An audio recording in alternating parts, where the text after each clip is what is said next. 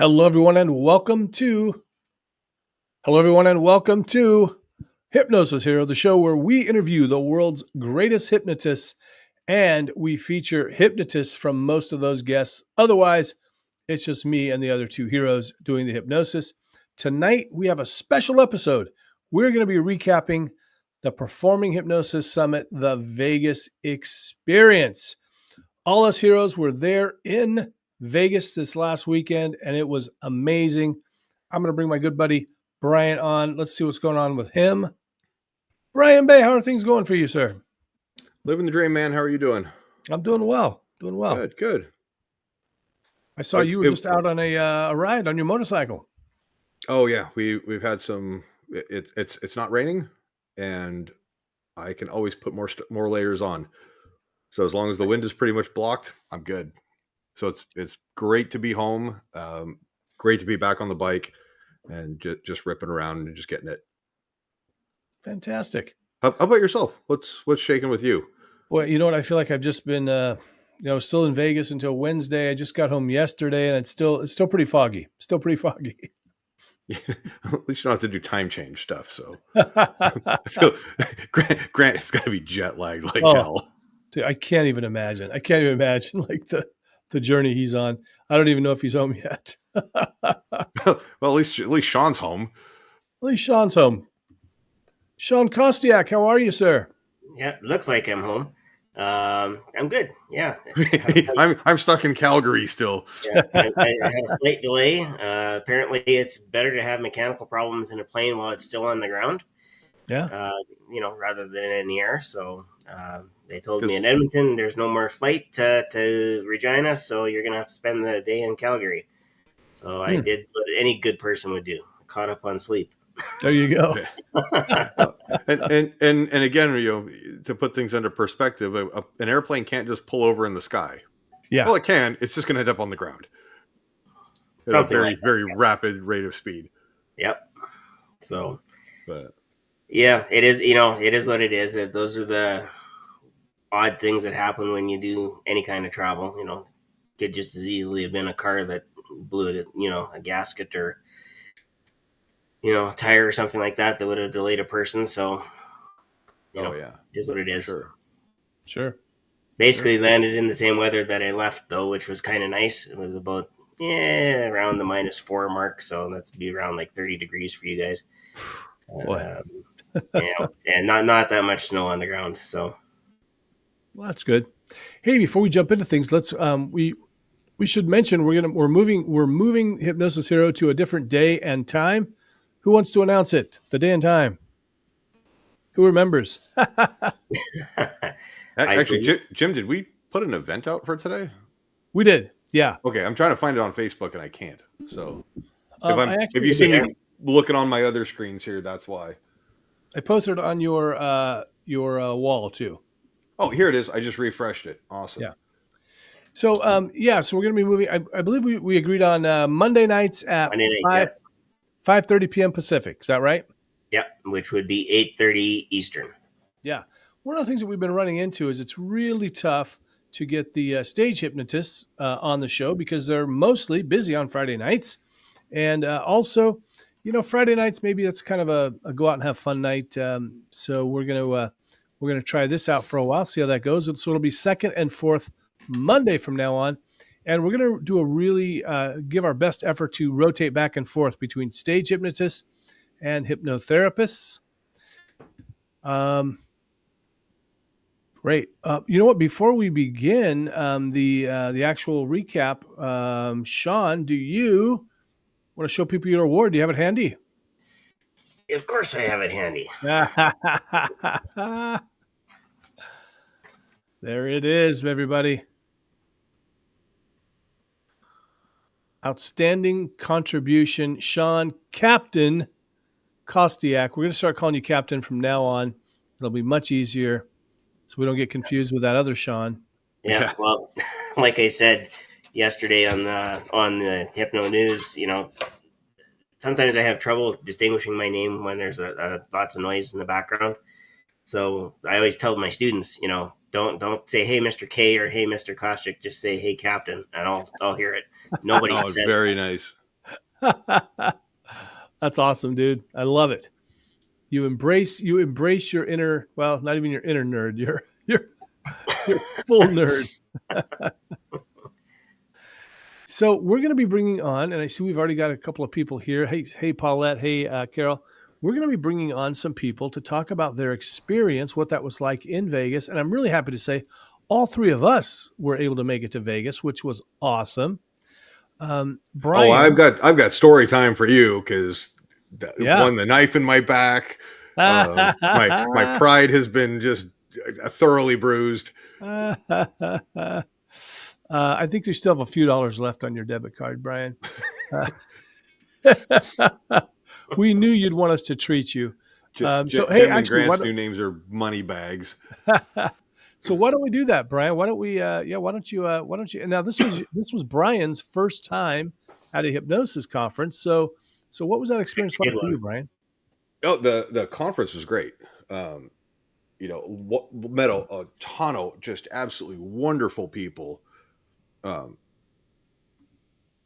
And what stood out to me the most was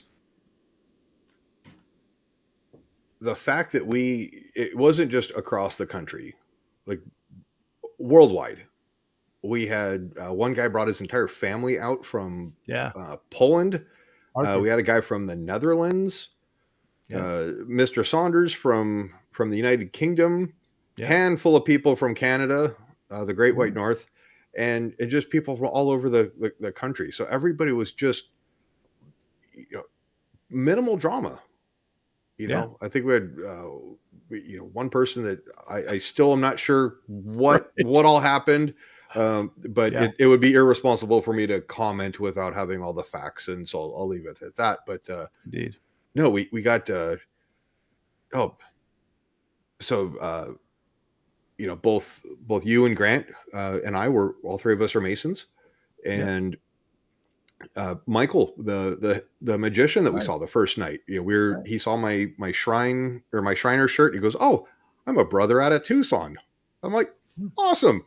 And just wonderful people. Kevin Show, Kevin Lapine, if you have the opportunity to go see the Hypnosis Unleashed, do it. The price is right as far as like shows in Vegas are concerned. You can't beat something like that. And then Catherine Hickland, as far as a former, the celebrity is concerned, she cooked us dinner, and just the warmest, inviting, just a wonderful human being. To invite a bunch of strangers into her home. Obviously we had been vetted to some degree, but I clearly fell through the cracks. And then, it was just Terry Stokes. I mean, you want to talk about charisma, dude. Yeah. He oozes it out of every pore. Yeah. Like you're on the East Coast in the humidity on a summer day. You just can't get enough of it. So I had a blast. Awesome. It was great. It was great, being able to volunteer and just kind of help out, because I kind of bounced around a little bit. Yeah. So I got to see a little bit of everything, which was amazing. Yeah. You were integral to the success of the operation. Really appreciate your help on that. And you won a prize. I did. A microphone. Yeah. This is not it. It's around here somewhere. No, like I said, worth every penny to fly down. Just the connections. And what I tell people is like, you could have. Anybody can phone it in. Yeah. You're in the comfort of your own home. You're wearing your underpants and a t-shirt, and you're watching it on Zoom. You can always shut your camera off and kind of, do whatever. But when you're there and you're interacting with people, and it's like, okay, class is over, and you're out at lunch, you're out at dinner, you're just bouncing ideas, and you get some one-on-one time with Terry Stokes. I mean, duh. Right. Soak every bit of stuff that you can with a sponge. And then while you're there, always play roulette, black 17. Oh, that was so awesome. That was so awesome. Well, it's almost I- all the way awesome. It was amazing. It was exciting, and it just absolutely crushed my soul all at the same time. So, all right. So here we are. It's a couple hours before I'm supposed to, boogie for my flight, and we wrap up having some lunch, and it's, hey, we still got to go hit the roulette table. All right, cool. Jim futzes around trying to understand what the dealer with the mask is saying over his face about how you change out a $100 bill. Grant goes, I've got a 20. Give me, give me some chips here. So Jim gets his bet out. Grant gets his bet out. Now, in front of me, there is a dude who is pushing 500 in terms of gravity. So I can't really reach over, across, around. And Jim and Grant are just kind of hugging right where you hand your money to the dealer and everything. So it's like, I've got wallet in hand. I hear the dealer go, no more bets. And I'm like, okay, this is probably a sign. I'm just going to keep my money in my wallet. I can't lose what I don't put in the pot. And Jim and Grant turned to me and they're like, oh, did you get your bet in? I was like, no, he already called black 17. Your guys like, wait, what? Huh? No effing way. And I'm sitting there going, I hate both of you right now. I'm super stoked and excited for you, but I hate you at the same time. And Grant was just like, Grant should have been playing the tables the entire time. He puts a video up, of guys fighting on his flight coming into the United States. And then they go, oh, here, we're going to pay. Oh yeah, my trip is pretty much paid for with that. And then right at the last day, he goes, oh, I threw another like $500 in my pocket. And then me being the idiot that I am, I leave my debit card in the ticket book. And so I'm at TSA and I'm fishing out my ID and I go, oh wait, I don't have, my debit card's not in there. Brief moment of panic. TGI Fridays. Jim, hey, quick. Oh yeah, we're still there. Please, for the love of God, go find the waitress or the hostess or whatever. And this is what the card looks like and everything. It's got my name on it. Yeah, they have it. Oh, but they might not give it to me. Then it's, hey, Brian, they'll give it to me. Send me a picture of your ID. Okay. Then I wake up the next morning. It's Jim and Grant going, here's a check. Here's my card. Thanks, Brian, ... for breakfast. And I'm sitting there going, oh, this is not good. But fortunately for Grant, he wasn't asking for, my social security and mom's maiden name and other things like that. So he's a true gentleman and a scholar. That was a crazy experience. And you wonder, like, if you'd have put your money down, maybe that would have been too much luck for the universe, and then maybe none of us would have won. Who knows? But it was kind of it was funny and sad at the same time. I was sitting there going like, there's something about me that goes, you know what? This might hit. Like I've got a weird feeling about this. Yeah. And then there's the other part of me that's like, no, it's Vegas. Stop being like the fairy tale thing. And first try. And I was just like, watch this. They're going to put their money down and they're going to hit this thing just because I didn't get a chance to. And I mid-sentence, I put it out in the ether and viola. And so ever since I got home, I'm like, all right, gorgeous blonde chick who likes golf and doing my laundry or something. Nope, struck out. But it was interesting too because that Black 17 had just come to Grant. He just kind of in something he had told somebody else, go play Black 17, and then Dan was saying something like that. He's like, you got to play Black 17. Okay, maybe that's where it came from. But yeah, I didn't know the origin of that number. Yeah, but oh man, and then what else happened? That was So Jim not only shoves the knife in my back, he twists it. And salt in the wounds, the whole bit. Oh, hey, Brian, get a phone call from Kevin Lapine. Oh, Jim and Grant are in the car. We just figured it's easier to just call you. I'm like, We I were just on say our way things to lunch. that I can't. Oh, and then another show with Michael, and I'm like, dude, if I'd known all this was planned, I would have stayed. It wasn't. It was kind But of impromptu. Yeah. but So oh my god. we wanted to wait till you left, and then. But I'm gonna go ahead, and I'm confident and comfortable speaking for pretty much everybody that that attended. Kevin Lapine, like, dude, every bit of class, Yep. authenticity, sincerity, and what can I do to help make you guys better? Yeah.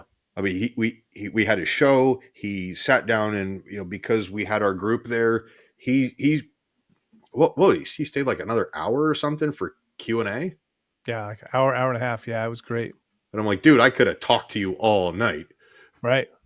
And when you've got two ADD people, we probably could have done it. But no, I was glad Thanks, to get Brian. back. Glad to get back and have some fresh air in Washington instead of smoky Boy, casino. it was smoky. Got some nice stuff over here from Carol. Let's do that. So with being a newbie in the field, I learned a ton. I felt so honored to be surrounded by so many amazing professionals. Biggest takeaway from the summit is more self-discovery, finding my true why when it comes to performing hypnosis. Great. We're going to get Carol to come on and kind of chat for a few minutes in just a little bit. If you want to jump on and talk with us for a few minutes, that's great. Becca, I don't know if you heard the announcement, but we're going to be a couple hours earlier, and we're going to be on Mondays at 5:30, so maybe a little bit easier for you to get up to watch. And what you said to Brian, and I've said this before, and I'm just so envious because it took me over a decade to meet people like Salish and Terry and all these guys, and you guys show up one weekend and you meet everybody. So that was kind of pretty cool for you guys. And you walked away with a large sum of money. I don't want to hear it, Jim. $875, by the way. $875 one play. Just save a little bit for taxes. Yeah. And it was a mistake too, because I really wanted to play 20. I was irritated that I didn't figure it out right. And then Grant only got 375 and I got 875 for that $5 really took Grant threw down $10. Oh, I thought he threw 2. And 20. And okay. I would have been like, you know what? All right, I'll for $10 to walk away with almost 400. I'm like, all right, I'll be fine. Yeah. Becca would feel like she would get carried away in the casinos, probably end up losing money. No, she would go make friends with like guys who are absolutely loaded, and they'd be like, here, bet for me. Here's some chips. Here's a condo and a car and some other things. Either that or she'd get carded and maybe asked to leave. Well, funny thing too, Becca, I might have been stuck in the casino too, but Grant and Brian practically drugged me away because I was like, oh, let it ride. Let that. No, it was like, Jim, you take that money, you get the hell out of here right now. And yeah. So score your win and walk away. I'm lucky they were with me. Sean, speaking of Captain, what was it like for you at the Performing Hypnosis Summit 2024? Busy. Yes, you were busy. Yeah. I had the opportunity like Brian, because when you're in the background, you can duck into various speakers and see different things. I did have a chance to actually talk to Terry Stokes a little bit, kind of one-on-one, and trade some stories. And again, you talk about a gentleman with charisma. I believe the reason that he has been as successful as he has been is he is just an excellent storyteller. Oh, so good. And good. Those stories, again, you get focused on those stories and you're his. That's it. Yeah. And it was nice to know that as super as he is still human, and you're more than happy to sit down with somebody who's relatively new to the field and to sit down and say, okay, what's going on in your life? Tell me. And then provide some guidance or a story that, is that I ran into that situation, and all of that. I have to echo what Brian said about Catherine Hickland. I think that was a defining moment in the conference for everybody who was there. I know when I walked in, the very first thing I said was, I'm kind of glad I didn't bring my Starfleet uniform this time. Oh, Star Wars stuff everywhere. Right. I mean, like the first front part of her house, like a museum. Yeah. So for those of you that don't know, Catherine, of course, is married to Todd Fisher. And Todd is Carrie's brother and Debbie Reynolds' son. And so, okay, that's where I got brother and son. I'm like, she's one of the two. But Debbie was married to Eddie Fisher, I believe, was the dad. And anyway, long story short, Todd is an avid collector of a lot of movie memorabilia, including all of Carrie's Star Wars props and costumes, cameras from various films that have, big budget films. So he has all the cameras and the lenses and so on and so forth.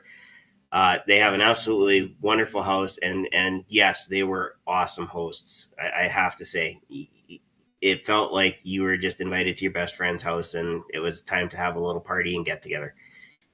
I told Catherine, I said, Catherine, you have the prototype lightsaber. I have a friend that would be willing to likely give one, maybe even both kidneys to have that in a collection. I won't tell you what my boys were prepared to give. So,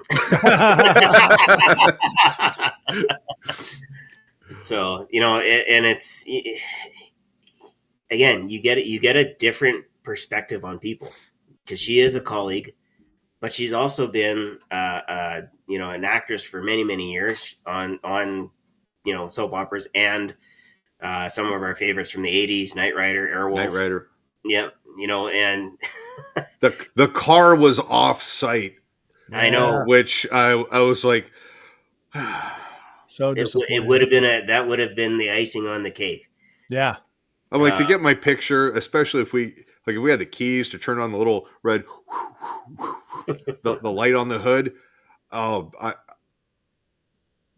that would have made it right there for sure. I would have been like, I'm just going to hang out in the garage. just give me some quick detailer spray and a microfiber towel, and I just want to rub this car.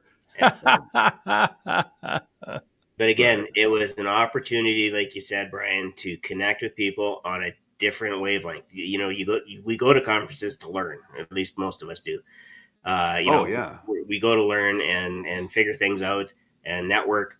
But then when there's an event like this where you can see those same people in a completely different light. It changes the entire meeting. Oh, for sure. It was, and like Merge McVeigh was one of our presenters.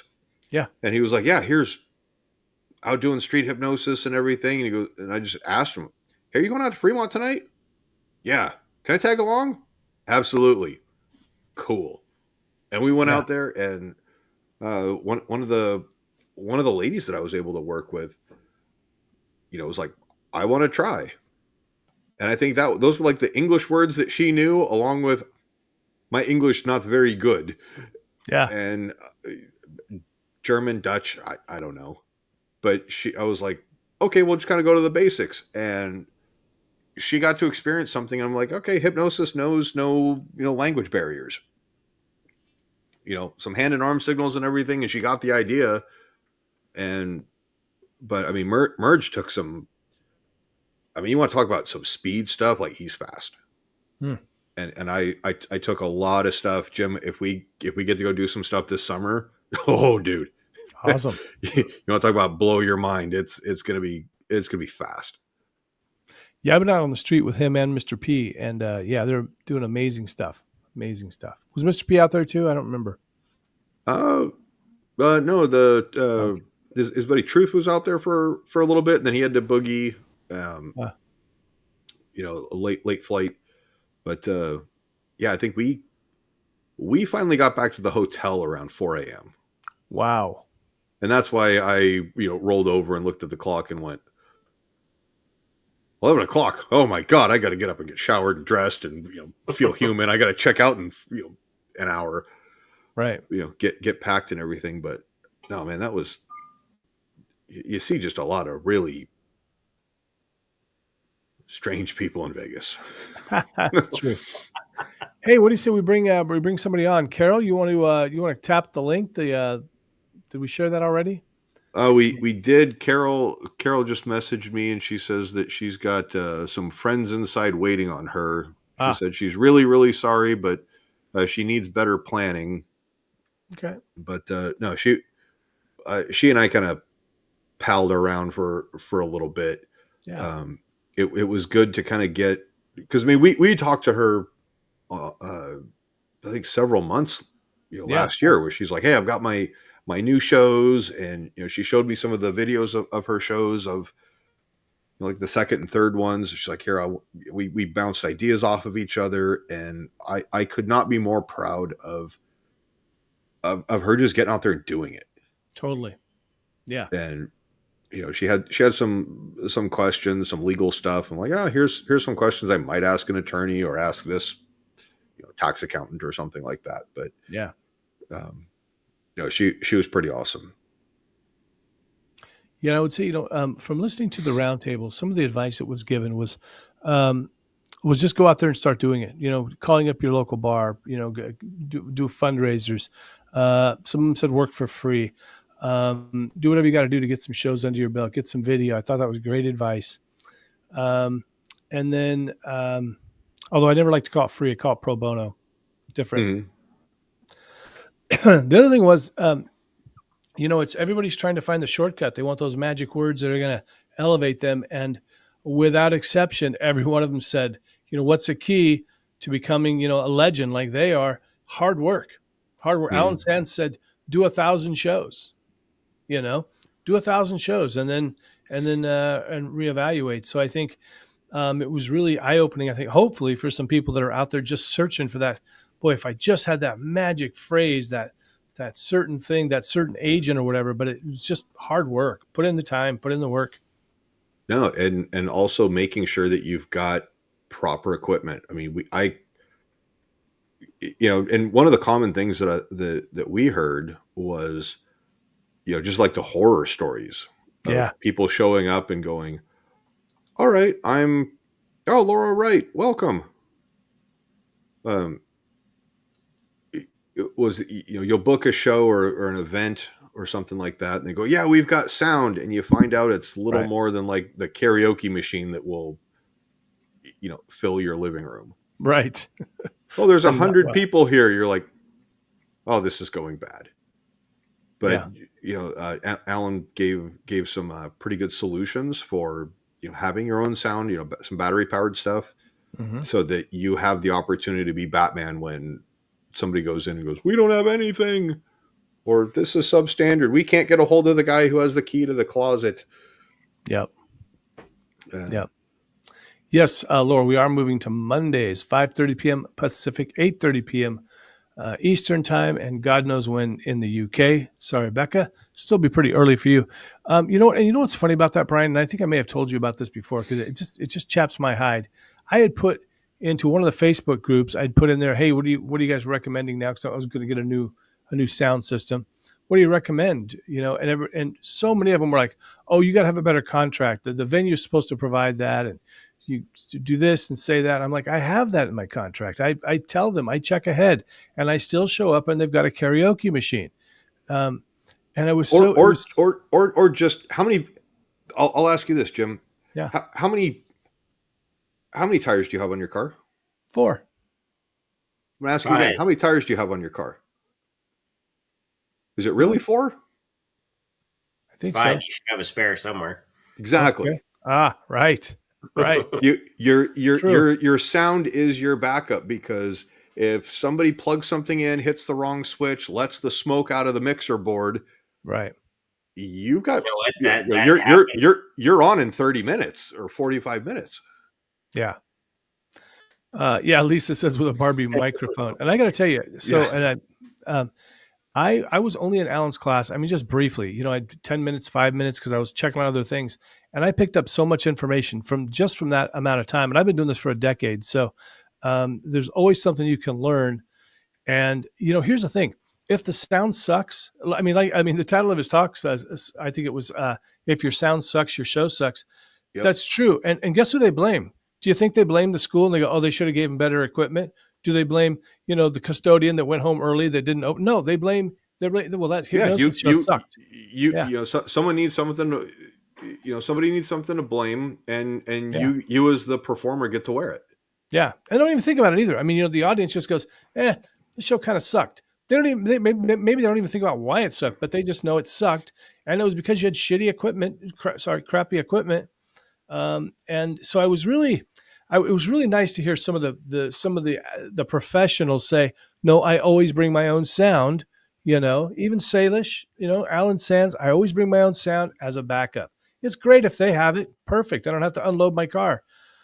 But yeah, it's just. Alan had some great information just as far as like extension cords or even your microphone cables going, okay, these ones are good for about 25 feet. If you do anything more than that, you're going to start to get the hum in your speakers. And, he was explaining the difference between powered and non-powered, what an amplifier does, what just the whole bit, sets up. And that was really helpful to kind of understand. Even at Nile Shrine right now, we've got some new sound system, but the speakers are being entirely overdriven. They're not powered. And so when you're trying to, run an amplifier to it, to boost the sound or the volume, the distortion stuff is, we're just gonna have to get new speakers. Yeah. But, the sound is critical on so many levels, because if you've got the humming of the speakers in the background or something, instructions are not being able to be delivered clearly, all your volunteers are gonna be like, I don't understand what I'm supposed to do. Right. Hey, Lisa, why don't you drop down the website for the boot camp? So Lisa Kunchik, aka Misty, and Alan Sands, Sandman, they do I just said it, boot camp. They actually take you up on stage at a fair. So it's a great program. If you're out there listening, go to their website, check it out. You'll learn all those things and be able to get right up on stage right away. Sean, I think you have a show coming up, don't you? Working on the final bookings, be in April. Oh, cool. Right on. Excellent. It'll be a hometown show. Hometown show. Oh, God. So hypnosisbootcamp.net. That's pretty easy to remember. Let's see. Anything else? All right. Well, you know what? I say we, we've had a great chat about it. Why don't we all go get some rest? I could use it. We've been on for 10 minutes. Oh. It's been 30. No, actually, Lisa, do you want to join us on and kind of share some of your experience?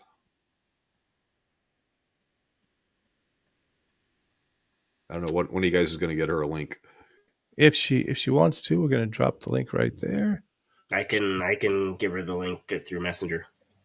Okay. If she wants to, she can come on. She presented a couple of things, I believe, and had a wealth of information. Yeah. She's still recovering, she says. Me too. Oh, did somebody flog their liver? I tell you what, I was looking at my, Apple keeps track of my hours of sleep. I'm sure Android does too. I mean, sure. I threw that watch away.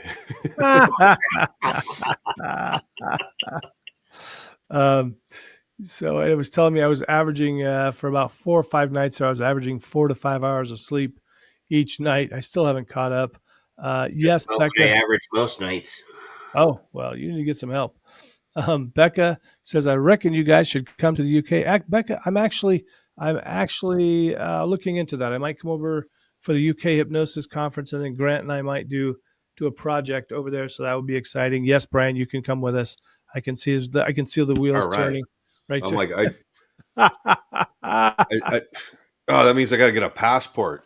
Yeah, you got to get a passport. Uh, We're Americans. We don't get passports because we don't need them. We can see everything we want to see within our own country, and then Canada and Mexico by foot. this might be a Grant question, but if we could drive up to Vancouver, I can use my enhanced driver's license to get across the border by car.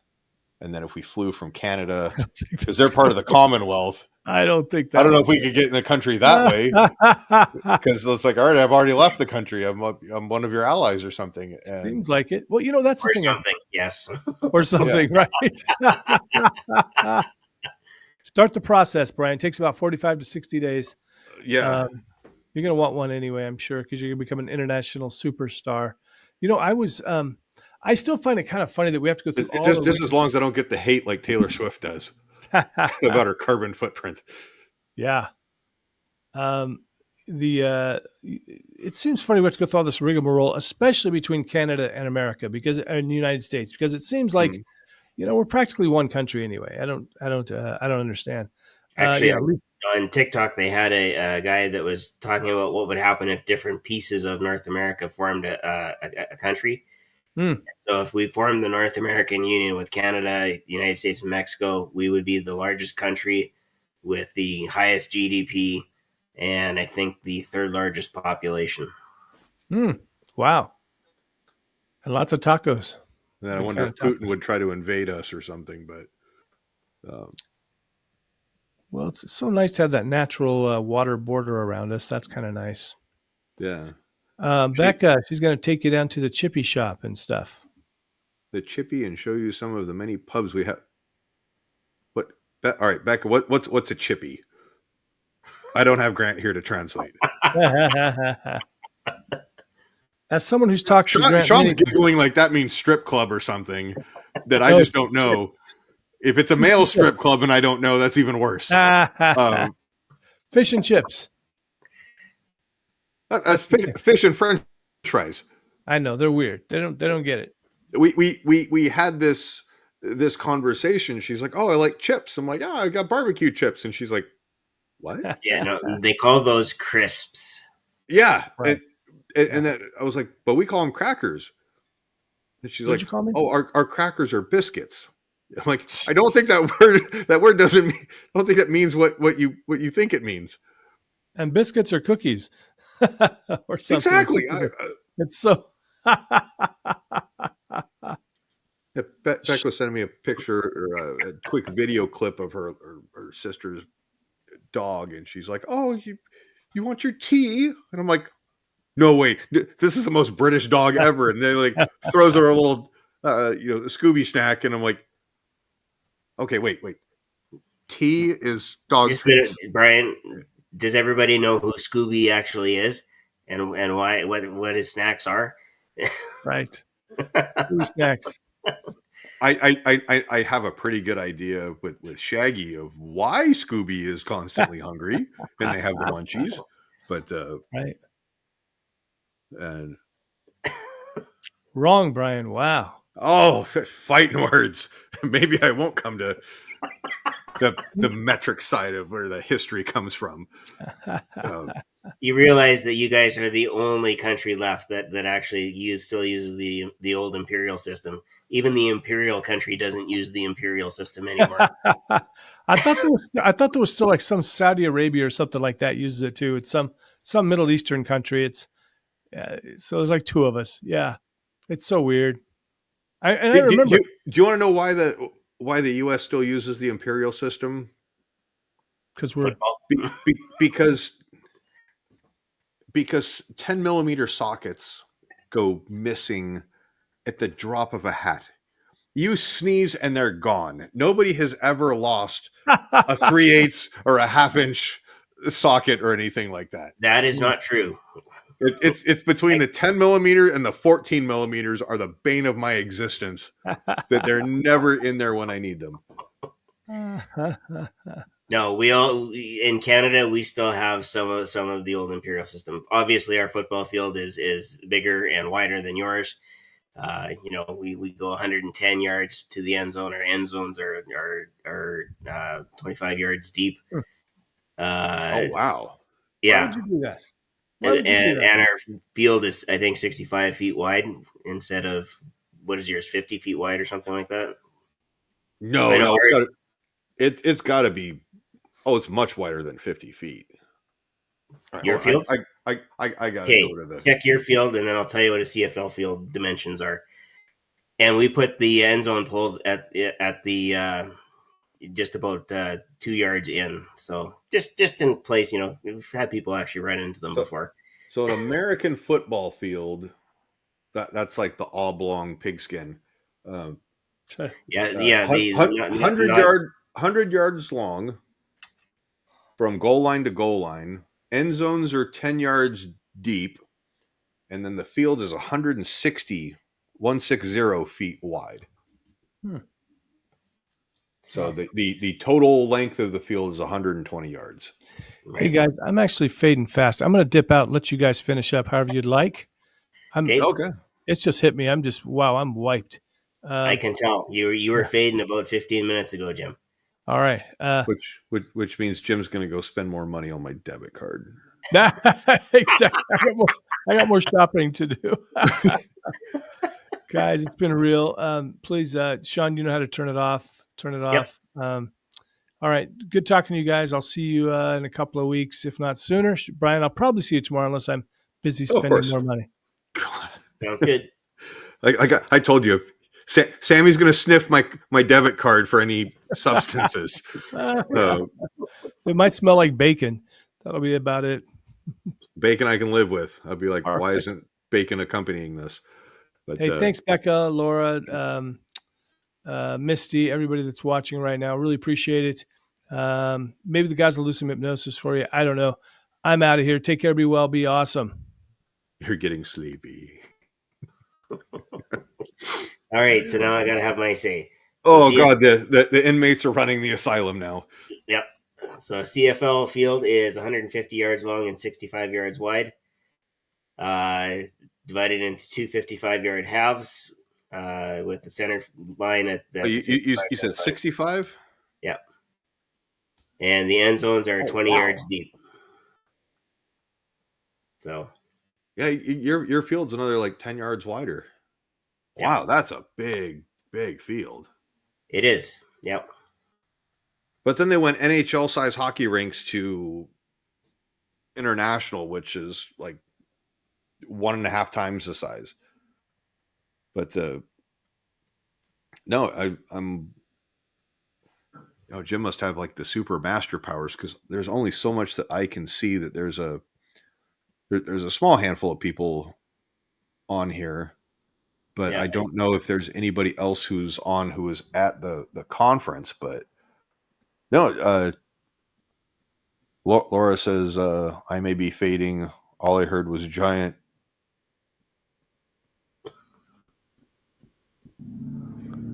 I know my eyes are bad. That does not say slang. uh, but That's all good. but no, yeah. Talk to me about your show that's coming up.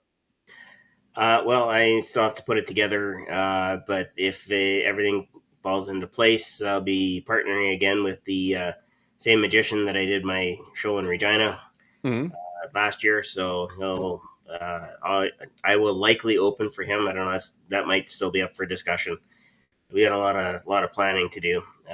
It might be better for him to open for me. I would say so because a magician can wrap up stuff in 30 minutes, whereas if you're like, okay, I did a 60 or 90-minute show to open for a magician, everybody's like, wow, we're all just tranced the hell out and like super relaxed. And it's like Yeah, with the almost with like a magic show, you want everybody jazzed as could be. yeah. Well, and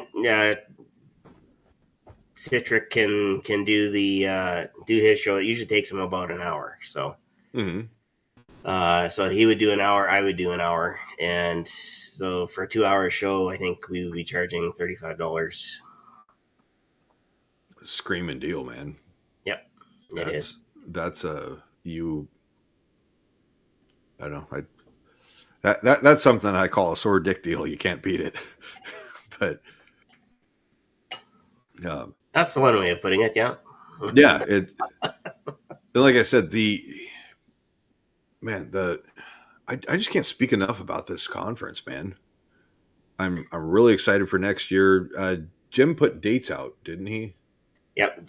January 31st, February 1st, and 2nd. Yeah. So is the 31st going to be like an early bird? We'll have a workshop or something like that. I think that's to be determined. That may well be the actual start of the conference. I guess it will depend on how many presenters we have. Okay, so it'll be like a Friday, Saturday, Sunday. It could very well be. Okay. But I think that's to be determined yet between Jim and Grant. Right. I will say for everybody that was watching on Zoom, it went a whole lot smoother this year than it did last year. Obviously, still a little bit of room for improvement because it's not regular Zoom; it's kind of Zoom on steroids. So there you go. Yeah, because 3 days conference and then pre-post con. So there is. Should we talk about the early bird pricing? Yeah, we can we can certainly throw that into the chat. So looks like it was for 17 days, but that was a day ago. For the next basically for the next 2 weeks. If you want to do $97 online to attend, or $197 if you're going to be in person, and then I think there's going to be a hotel code for. Actually, I can. Yeah, so I will put the link. Oh no, I'm on the wrong one. It's okay, I got it. Yeah, you've got the links. Yeah, I'll get the link right away. And then I think Klarna has the option to do kind of like a payment plan, so you can kind of fund next year's trip throughout the rest of this year. Oh yeah, U.S. dollars. I don't know what that is in Canadian kopecks. Well, you're not that far off. We lose about 30% coming across the border. Really? Yep. Yeah, it was an expensive trip.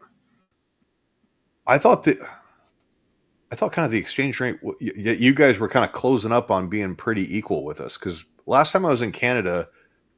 That hasn't happened since Stephen Harper was the prime minister. And I think at that time we actually surpassed you. I think ours was like $1.10. Was $1.10 American was $1 Canadian. Yeah, and I think the last time I was over there, or I was up there, it was like our US dollar was worth, I think, like $1.15, $1.20, $1.20 Canadian. So I was like, what do you mean a Molson Canadian's $4? Hell yes, I am all over this. And it's actual beer. Yeah, the good kind. It's not the whatever you guys send down to us. I mean, that had some octane up there.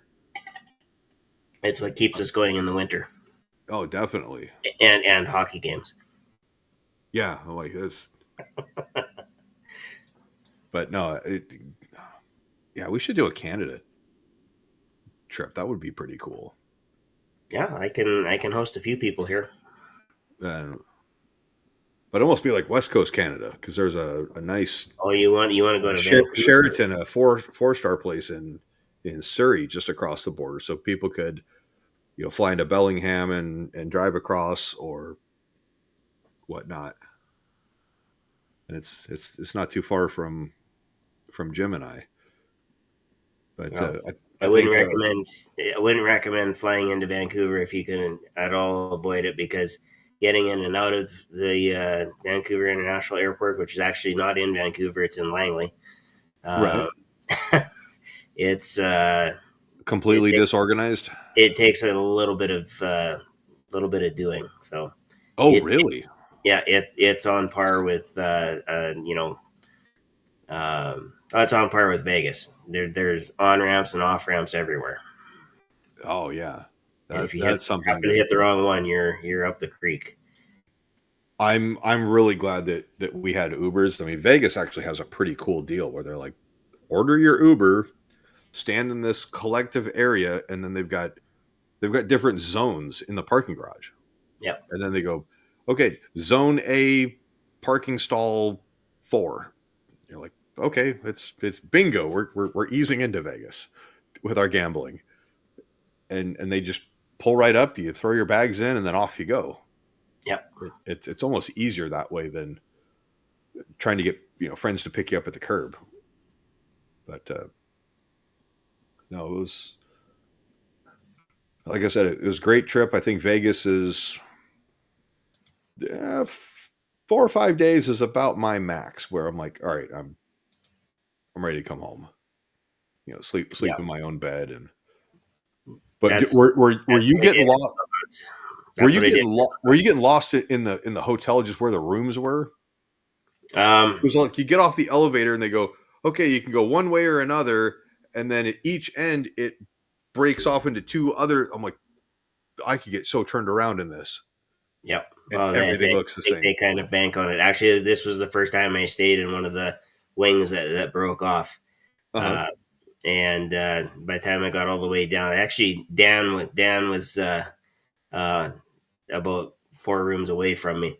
But yeah, Michigan, yeah, Michigan, Dan. Yeah, Michigan, Dan. Okay, yeah. Every time I come off the elevator, I say, okay, I got to find the exit sign. Okay, there's the exit sign. Yep. And then I turn the other way when I get to the exit sign. Yeah, exactly. And like I'd go out of my room, I'd be like, all right, where's the sofa? And then, or the couch that's in the hallway. All right, I got to walk towards that. Yep. And but the little placards that are on the wall, you gotta be like, all right, where's this at? You'd be like, okay, you got a block of numbers. Okay, cool. My number falls into that. I can walk this way. Yep. And yes, Becky, Sammy was very excited when I came back. He is laying at my feet right now. And but no, like I said, it was such a good trip. So many amazing people. I think what were some things that you would like to see modified or changed? Like if you had any way to make it better. Well, I think from a support perspective, there's a couple things that we should look at doing for next year in terms of if we're going to be streaming from 2 or 3 rooms, we need to make sure we have some more equipment, not just equipment, but more equipment and backup equipment. The spare tire. I think in terms of the presentations and how things went, everything flowed relatively smoothly. I think our biggest hiccup was probably lunch and restaurants not being able to keep up with the influx of people. Because that's one where we might want to look at maybe an hour and a half for lunch, or having something closer by, like not ham and pineapple pizza. Yeah, exactly. No, I think that definitely probably a full hour, if not, or I'm sorry, an hour and a half, if not 2 hours for lunch. So that way you can eat, you're not feeling like you're rushed.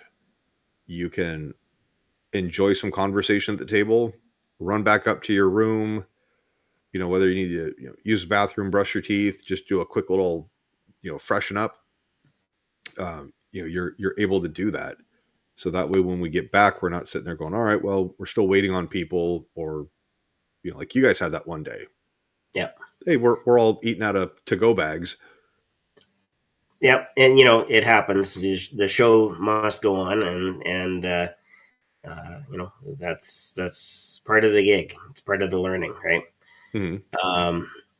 I think the other thing is, if we are looking at more presenters, there might be some more staggered times for start and end to sessions, kind of kind of along the same lines. If you've seen the Hypnothought schedule, they got like new speakers have a 30-minute block, and then there's an hour block and a 2-hour block, and that's all mixed in on the presentation days. I think depending on the number of speakers that we have, we could probably achieve that fairly easily.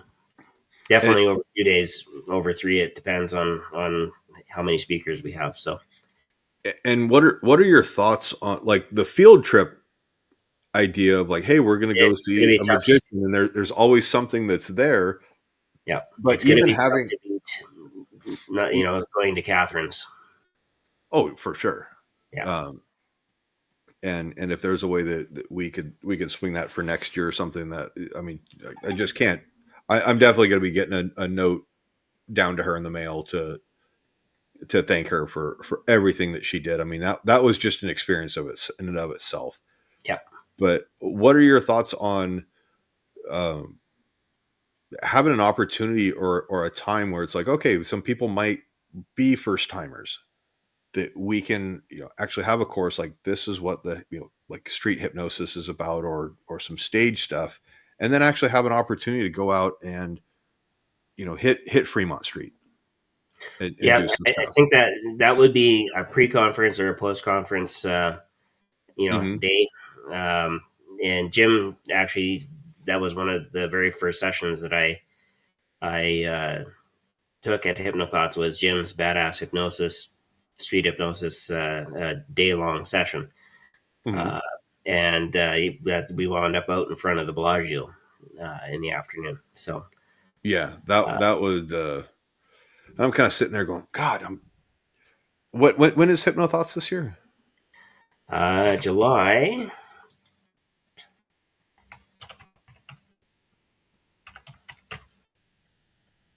July 19th, 20th, and 21st. So you would have Oh man. that whatever the 19th is, I'm assuming is the Friday. You would have, or the Thursday, you would have pre-conference sessions starting on the Monday, and then you would have post-conference sessions starting right after the conference. So, and I believe for 3 or 4 days on either side. So Yeah, so you said June 19th, July. July 19th. Yeah. Oh, dude. Yeah, I can't do Hypnos Thoughts. We've got one of our big parades that's Friday night on July 19th. Yeah. You know what? Lots of people may not make it for the start of the conference, but they'll come right as soon as they can, attend the days that they can, and then pick up a post conference. There are a lot of Yeah. people that actually do stick around after the conference to do a post conference or go sightseeing or whatever the case may be. Mm-hmm. I suspect the pre conferences will start on July 15th, and the post conferences will probably be done by either the 24th or the 25th. So Yeah. And I know that Merge and I, when we were out at Fremont, we had talked about, hey, what if we did some training and brought people up to the Pacific Northwest? We've got facilities, we've got places to go. Um, maybe late summer it's just a gorgeous time of year to come up here and visit, and that's when after everybody's I just retire. that's everybody is just out and about and things like that. So I think that could be a lot of fun. Um, but I definitely look forward to hearing from people. And if I haven't popped you an email or a Facebook message yet, and you were at the conference, please bear with me. Um, it's it's things have just been absolutely nuts. We've got a 500 person crab feed tomorrow that we're doing it at the shrine. So, oh, Lisa, she's doing a pre-conference on July 18th. If you guys are able to make that trip, I encourage everybody to go listen to go hear what Lisa has to say. And there's definitely going to be a lot of good content in that. So definitely worth a visit to get down there. And I think I can speak for most everybody in the community.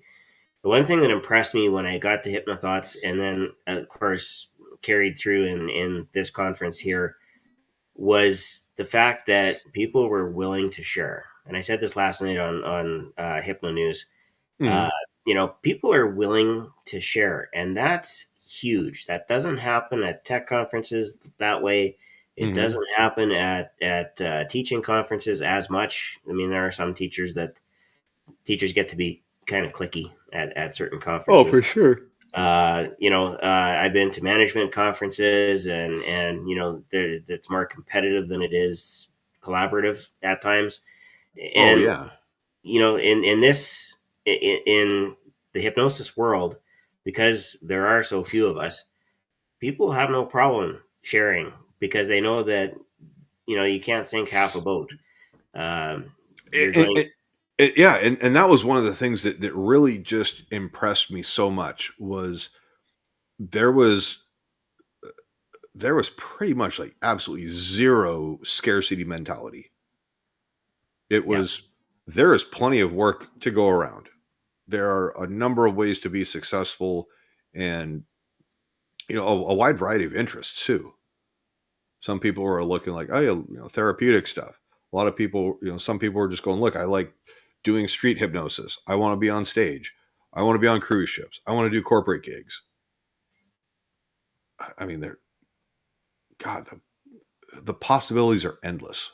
yeah, that's exactly it. The possibilities are endless.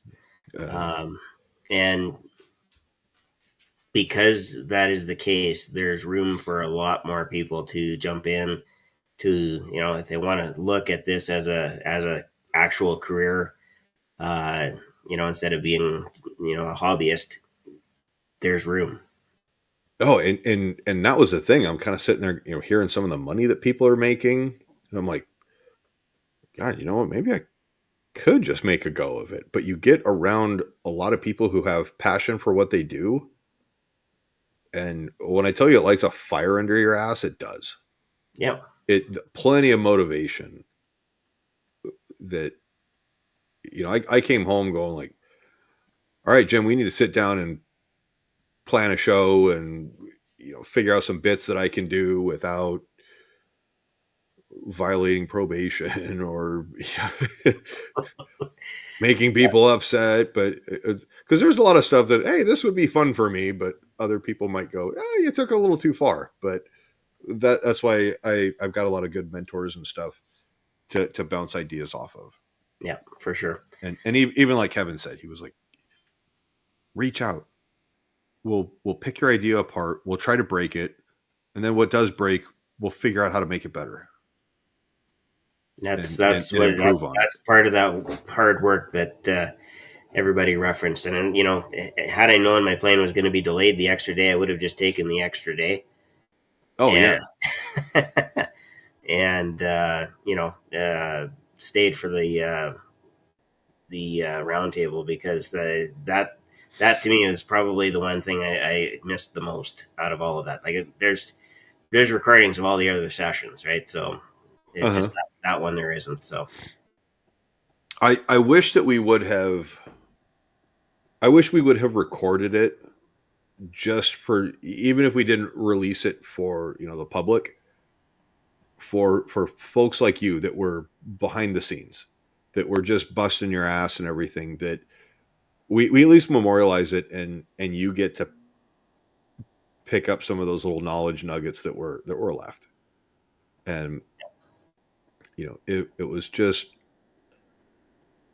I guess I can't say it enough. Like, everybody was so collaborative and offered insights and just their experiences. I mean, there were some things of, this one time, here's what I learned not to do, or I saw this person. And you're like, great, I don't have to watch somebody make that mistake, but they were able to correlate it to something that happened at an event. Somebody made a mistake, and you're like, okay, that's a hard lesson that I don't have to learn and or be sued over. yeah, And I really like like Kevin's opening monologue was great. We're going to keep you safe, and we have health. I'm what do you say? Like I'm capable, I'm safe, and I have like I have good boundaries. Yeah. There's like he'll walk up to a line, but he won't cross it. And that making your volunteers feel comfortable that they're not going to be embarrassed, dude, I'd say that's at least That's half half of the it. battle right there. Mm-hmm. You know, when I did my first show in Regina, and I can say this, uh,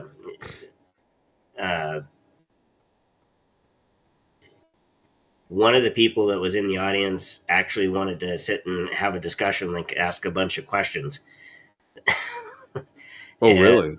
yeah, and it's like, well, I got time for one question or maybe two while we're waiting for volunteers to come down. You know, so it was a song and dance to keep the crowd moving and answer the questions. You know, because undoubtedly everybody else had questions too. So Oh, Zay, how much of that did the question where you're trying to just fill time to not feel that awkward silence turned into a major distraction where people are like, that's a good question. Let me sit here and listen to how he responds and what he has to say instead of, I kept it as high level as I could without going overboard with, you know, because I'm a teacher, right? yeah. And you want to relate some information, but it was fortunately it was about 2 minutes. We had enough people that came up on stage as volunteers, and then we redirected and took it from there. Actually, her boyfriend came up on stage and proceeded to go under and stay under. Oh, yeah. He didn't Oh, move at all. He was a rock. So oh, who had the story? Was that one of Kevin's shows where he said, yeah, this guy came up on stage and just gone.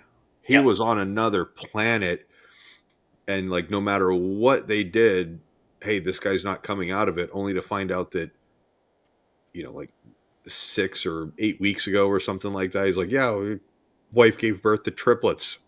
He's like, I didn't want to come out of it. This is the best, most rest and best, sleep that I've had in months. yep.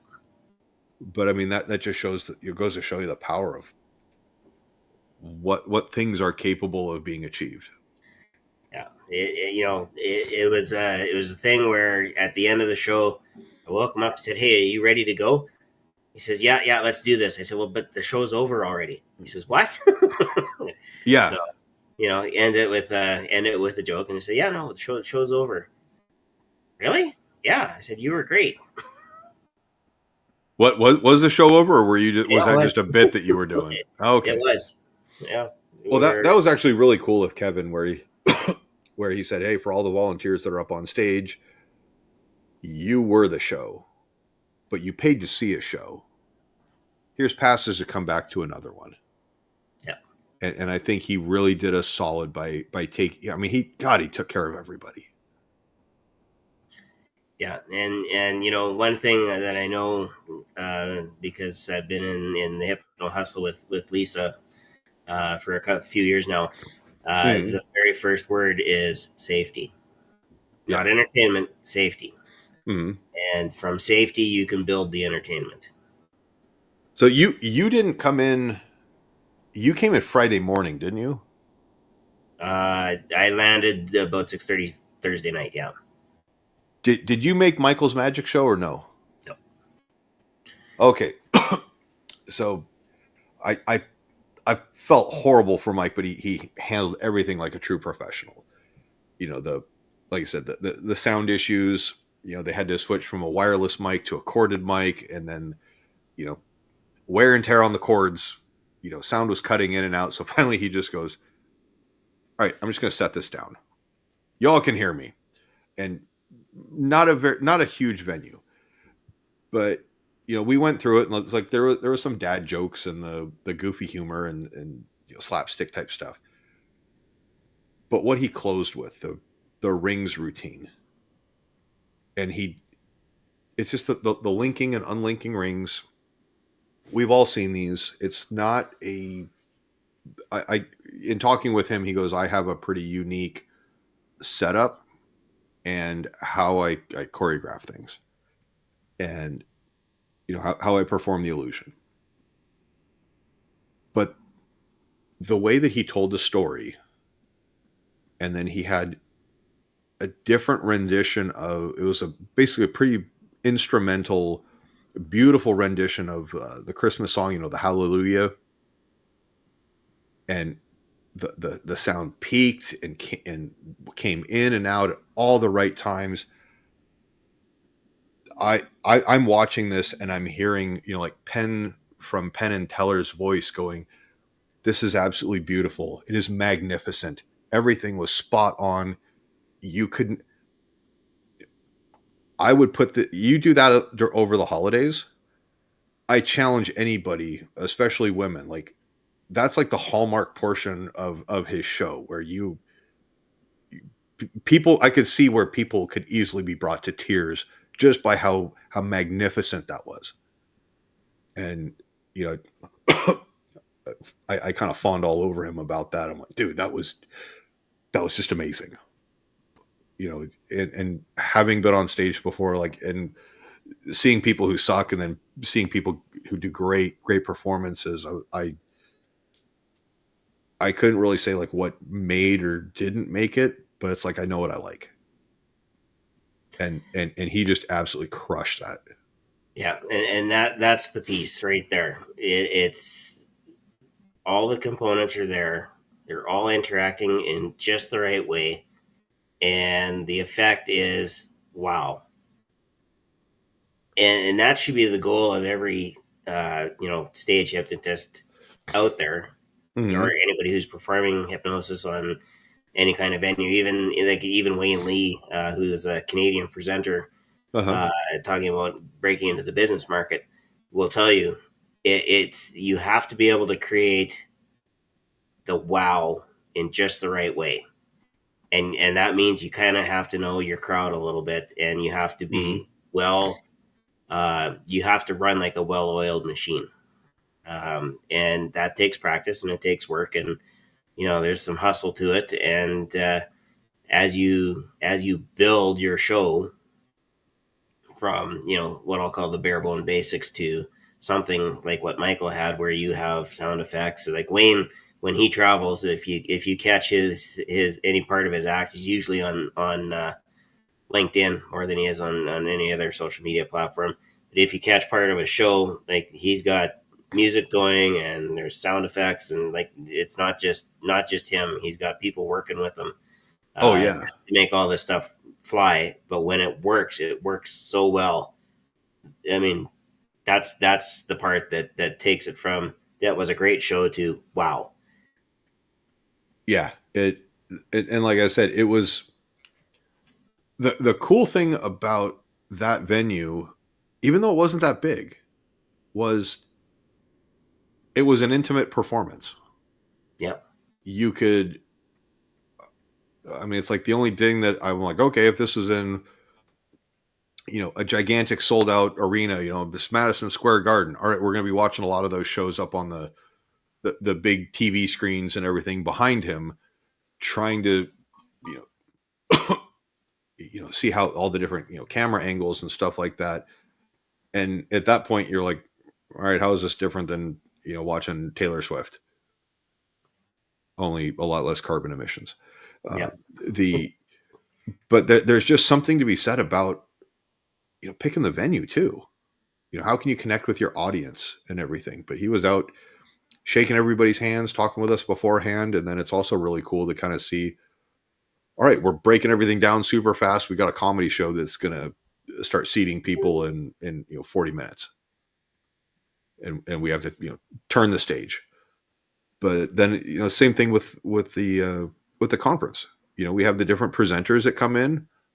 All right, cool. We got to break this stuff down, pack it up. All right, get ready for the next person. And I would like to see next year that we allow a little bit more time for that. Yeah. But no, I mean, for this is the first one that Jim and Grant have put on, correct? Second. Okay. Last year was all completely online.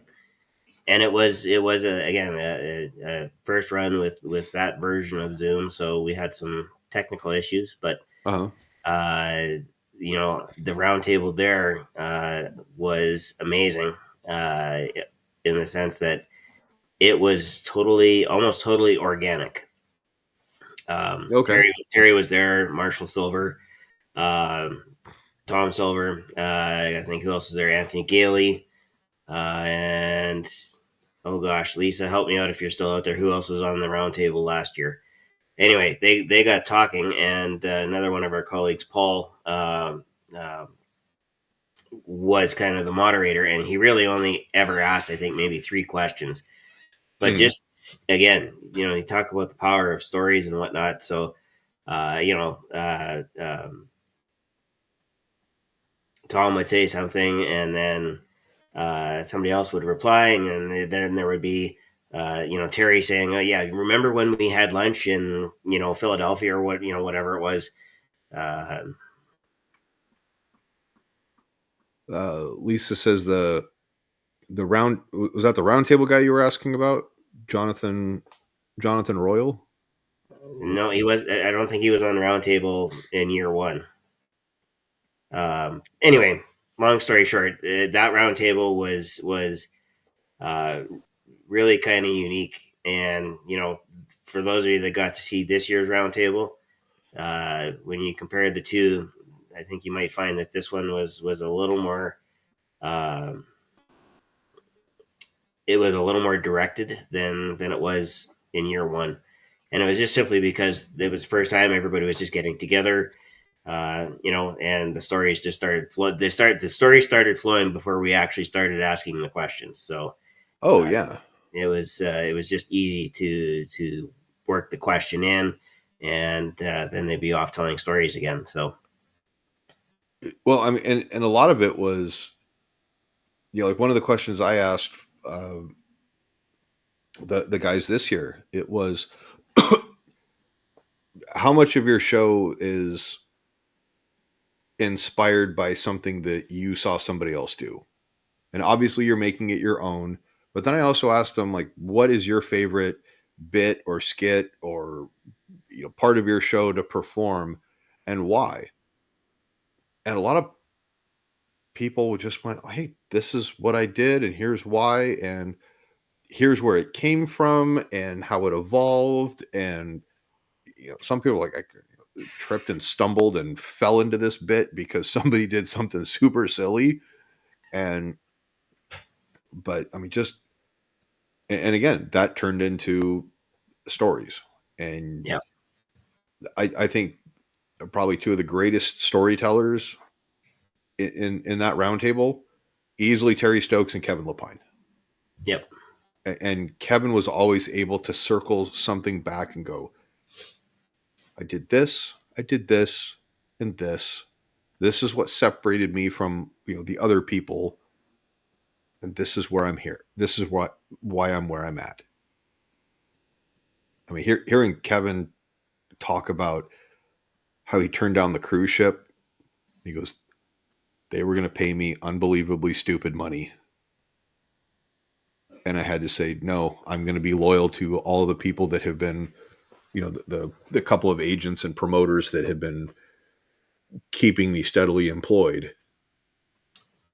And he goes, that just paid dividends. He goes, I could have gone out and made a quick buck, but he had that mentality of you can skin a sheep once or you could shear it many times.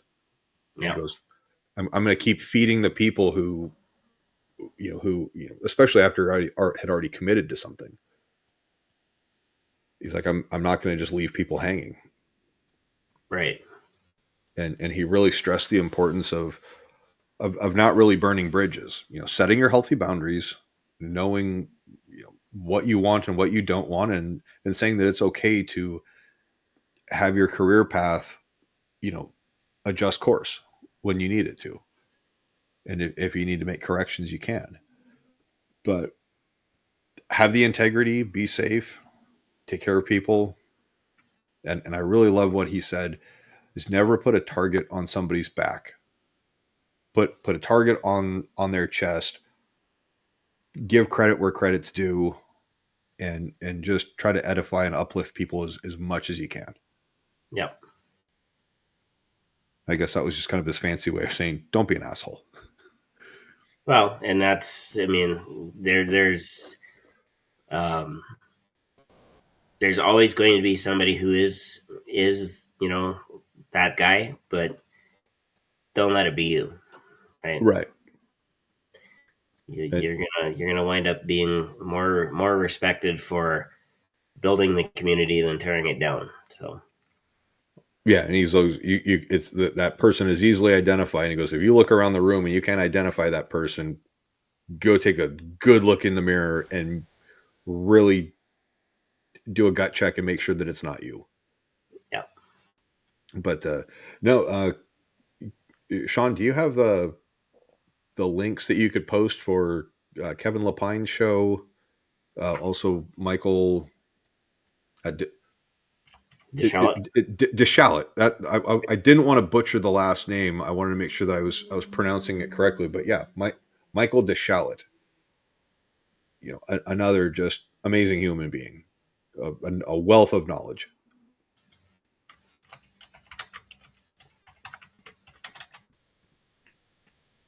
Well, that's not. Like I hear your keyboard, and I'm like, enhance. Hang on.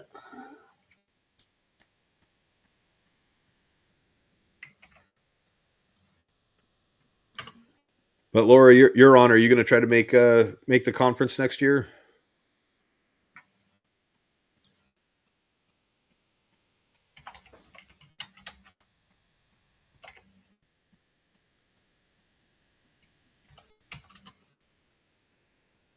Yeah. So there's VegasHypnosisShow.com.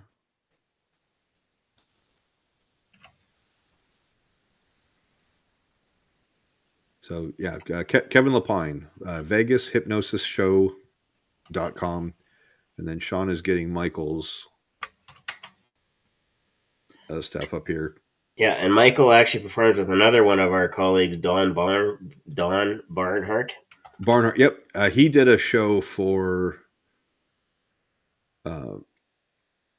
He did a show the last night. I actually decided to go run out on Fremont Street and try to just get a little batting practice, get some reps in. But I heard that his show is just absolutely hilarious. Well, Don is famous enough to have his own Wikipedia page, so.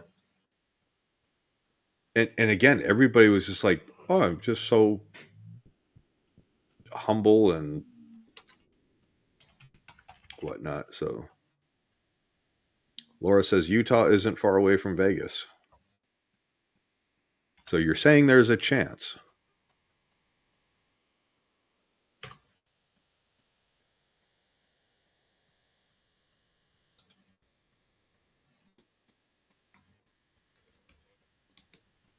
I'm trying to manage some comments and stuff here.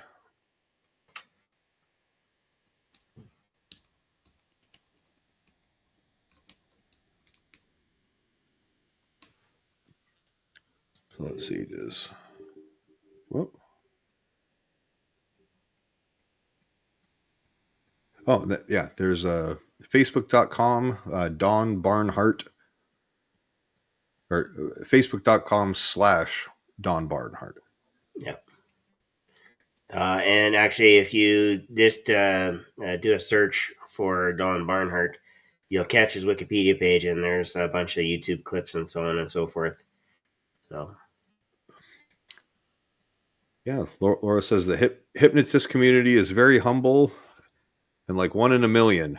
And I'm like, yeah. That's about right. There's about one of us for every million people. Yeah.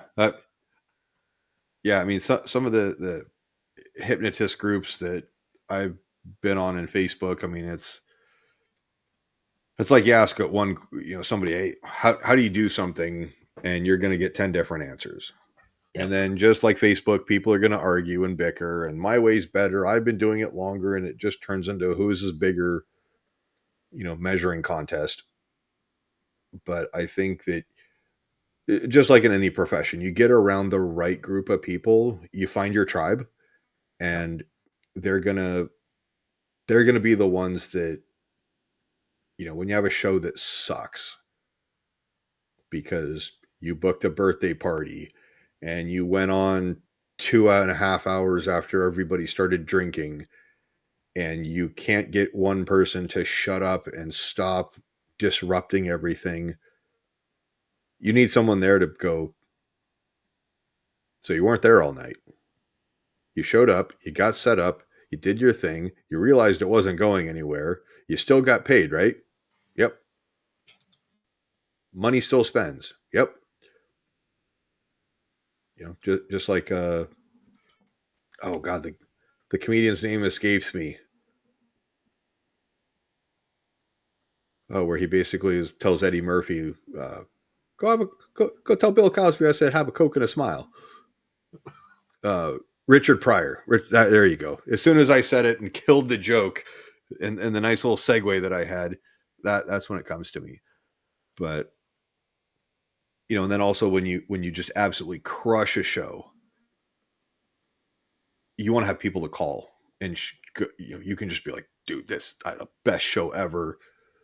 I can brag a little bit, and you can go into some of the technical details and stuff like that to somebody who will understand. Yeah. And you've probably experienced both, I imagine, Sean.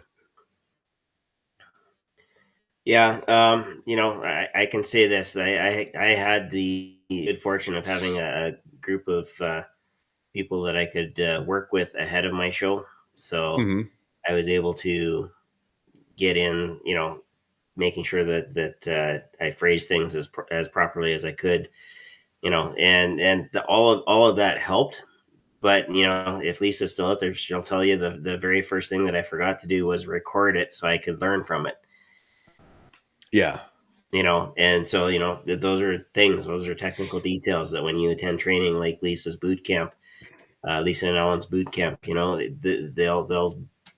it'll be drilled right into you. Like, when you do this, this is what you should have, and this is how it should go. And you get that experience and that training, and you're that much further ahead. Video everything. See, I told you. Mm-hmm. Lisa's still out there. Video everything, because and oh, go ahead. I'm sorry. yeah, I was gonna say, two things. One, you can learn from it, and two, you might actually find a clip that goes viral.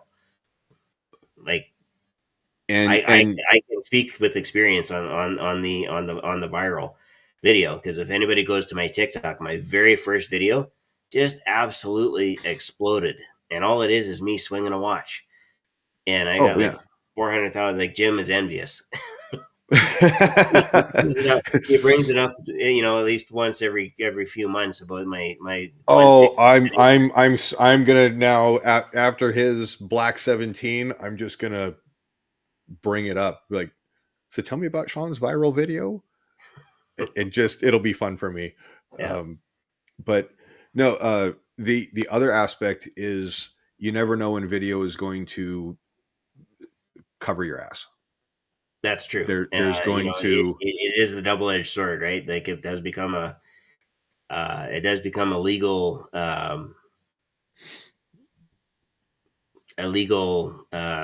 witness, for lack of a better term. That's the show. When somebody makes a complaint, you can, if you got video that shows you being safe, doing the right things, it's not, and especially important if you're doing street hypnosis.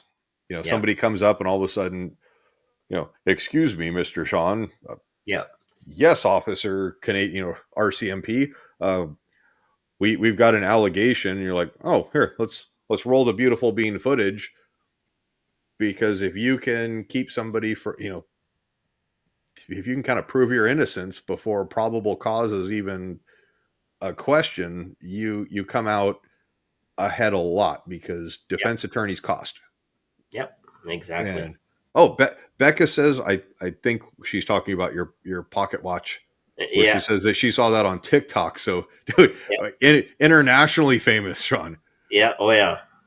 But Becca had a great question for you, Sean. Yeah. She's asking how long you've been a hypnotist. Officially since 2014. Unofficially, probably since I was old enough to comprehend what those little hypno coins were in the back of comic books.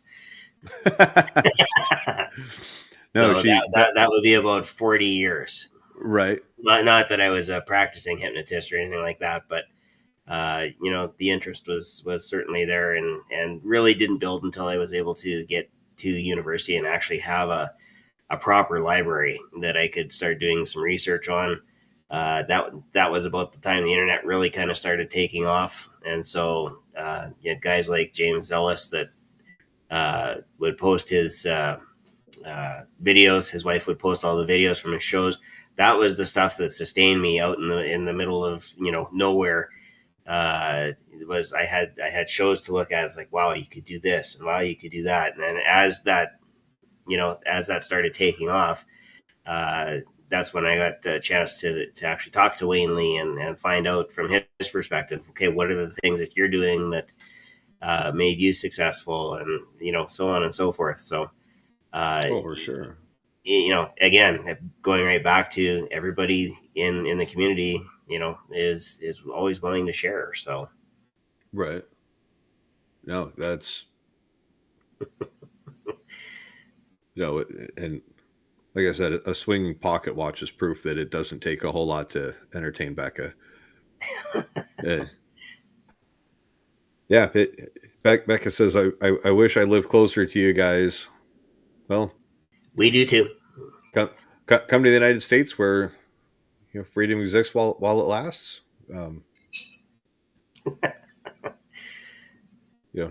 Offer not valid everywhere. But oh wait, hold on. She says she got 1 million on her video.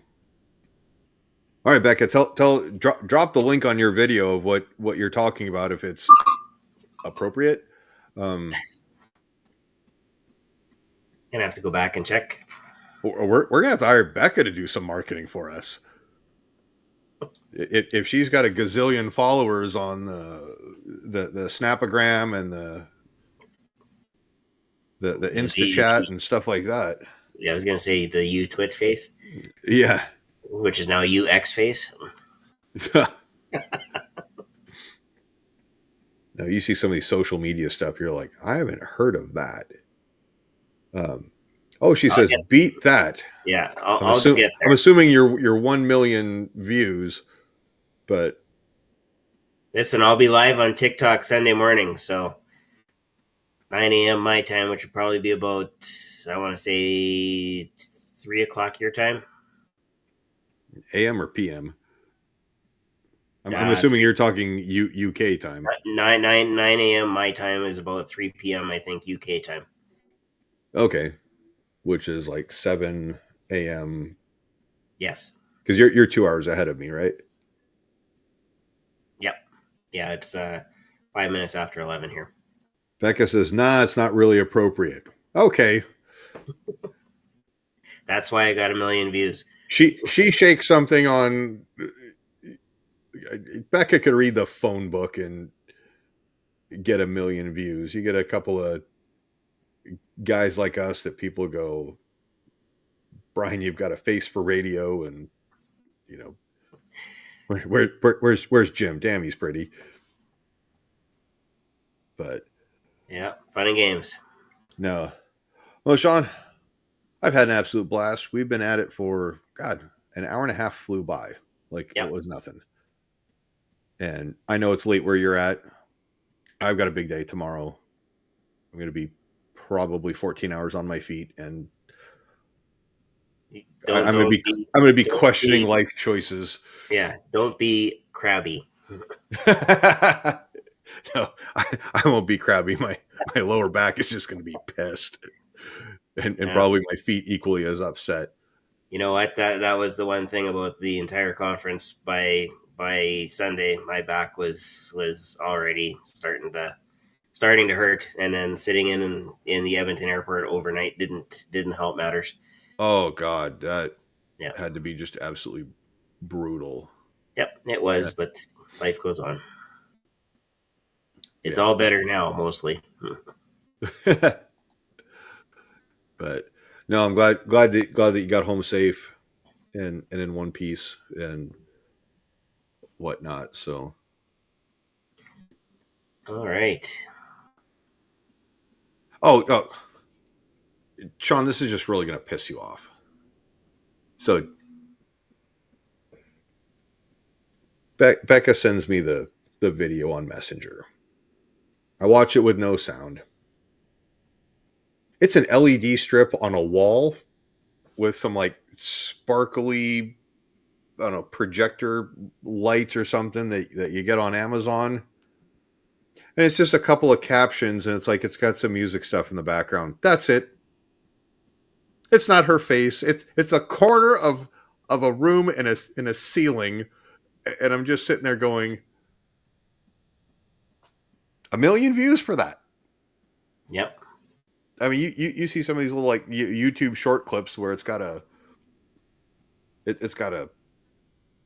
what's it called? Just a chick in tight jeans, a crop top shirt, and a cowboy hat, and it's like the hat's covering her face, and then she kind of looks up,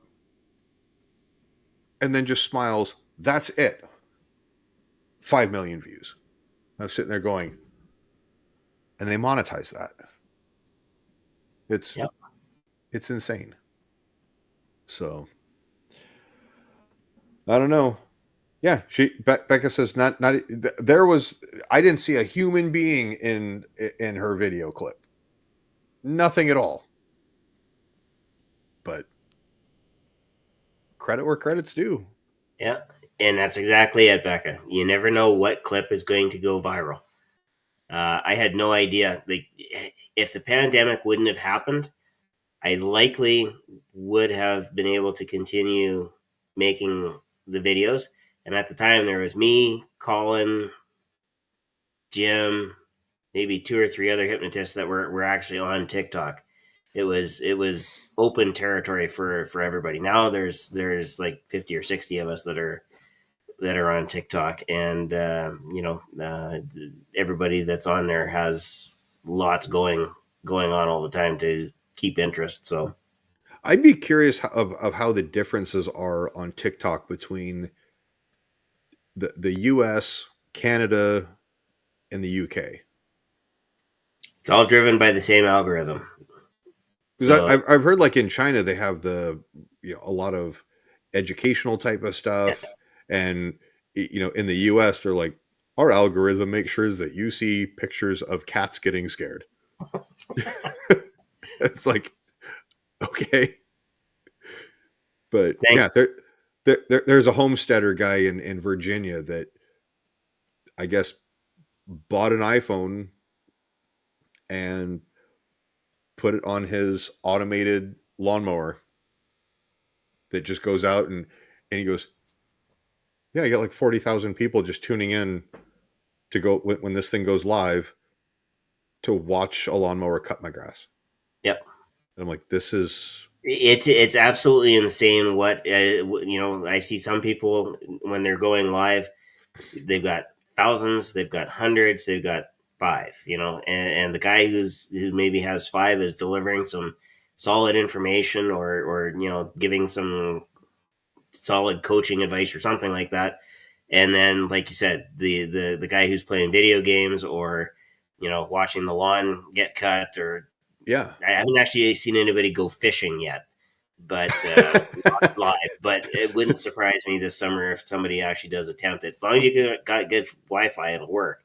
Oh, for sure.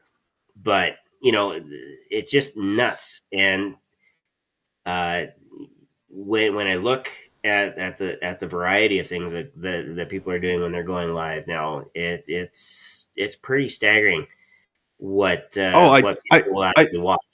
I saw these 2 girls in the airport just prop their phone up on the top of a garbage can, and you can hear like a little music playing or something like that. I'm assuming that's how you do it. Yeah, the background music is there. And they're up there. And I'm sitting there going like, This is the dumbest thing in the world. Right. Are you So you guys see, that starved for attention and validation that you got to be like, we're in the Las Vegas airport, and then it's like 2 girls, and it's like the one dude who's running the laptop and like, oh, here, I'll get in this stuff, and they're like kind of half pushing them out of the way, and it's like, I'm thinking to myself, he probably bought their airline tickets, paid for dinner, and all this, that, and the other, because like he's a super good guy. And I'm like, yeah, dude, you're getting you are a resource to them.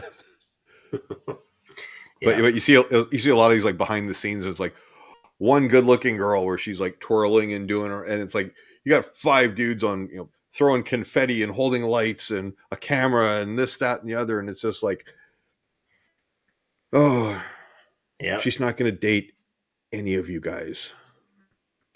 You know, but you know what? It might be a group that's like you said, they monetize the videos and they'll do it on And yeah, they're multiple platforms. I mean, if you've got a great team of people behind you where everybody is their bank accounts are being fed, you know, awesome. There's a lot of great collaborators and stuff like that that are out there, and you can really tell what makes good content as far as stuff that has substance to it. Yeah, exactly. And then you can tell, like, okay, this is just crap. Yeah, exactly. And even the crappy videos still garner some attention. Yeah. You So know? Becca says that Sean, she wants you to make more TikTok videos, the hypnosis ones. It seems to me, was it last year? Maybe, yeah. When did I start with Hypnosis Hero? It was shortly after that. I mentioned I was going to be doing some more videos, and I think you were going to be one of the volunteers, Becca. Oh, good. So we'll have to see if there's a time where we can collaborate, and it's not wildly early or late for either of us. Yeah, and I'm looking. If you guys are also with Hypno Thoughts that's coming up, go see Scott King. I've been working with him. He's got a great course. I'm going to be coming out with some hypnosis audio recordings that will be for sale. I'll probably make a couple of freebies, and I'm kind of debating on, you know, even doing some custom work, because there is a fair amount of that goes into editing the audio and getting all the background sounds and stuff out, and just the little intricacies. But you know, I kind of just took a long hard look at things and going, you know what, I really benefited from hypnosis, and I'll tell a story, you know, all the time about, you know, how Jim has made a difference in my life and introduced me to some wonderful people, and you know, kind of a preview for another day, but you know, just all the different benefits over hypnosis versus like big pharma treatment. You know, I've really found that, you know, our healthcare system is just throwing prescription medications and stuff at people, and you know, those ripples in the water, you know, expand a lot farther than people realize, and stuff like that. So I'm really looking forward to, you know, kind of getting some stuff wrapped up and being able to share that with everybody and make that announcement. Yeah. So, but no, with that, I think I'm going to call it a night. Yeah, I think it's almost morning for me, so another 45 minutes and I'll be there. Well, I appreciate you hanging out with me, Sean, and indulging me. Yeah, for sure. You know, always a pleasure. Again, you know, that was one interaction for sure that I wanted to make sure that when we were there, we met, you know, and it was, hey, are you going for breakfast? Let's go for breakfast, you know, and right away we're like 2 kids in a candy store. Oh yeah, it was, like I said, you know, it's like I recognize you instantly. I'm like, oh, there you are. I met up with Jim when I got into town. Person, aren't I? Oh, of course. No, the Star Trek outfit absolutely fits you like perfectly. It That Like is a, if I saw you in that working behind the scenes and had never spoken a word, I would have been like, all right, that fits. Like I understand everything now. yeah. And I have no idea what Terry was saying in his keynote. I still have to watch it, but when I popped in, he said to me point blank, Terry Stokes, the godfather of our group, I would say, dressed in a Superman outfit, point blank asked me, calls me into the room and asks, what kind Oh of yeah, a they're man, like, where's Sean? Where's the Star yeah, Trek guy? what kind of a man wears a Star Trek uniform? And I said, and I did, and I don't know what made me do it, but like 10 seconds before I walked in the door, before Grant said, "Hey, Sean, get in here," uh, um, I said in my brain, I just thought this up. It's like, well, what am I doing here? I'm providing tech support, but not only that, I'm providing Trek support. No, So that's awesome. that was again, if it was a serious speaker, my God, like take the spotlight away from me, that'd have been the end of my career right there.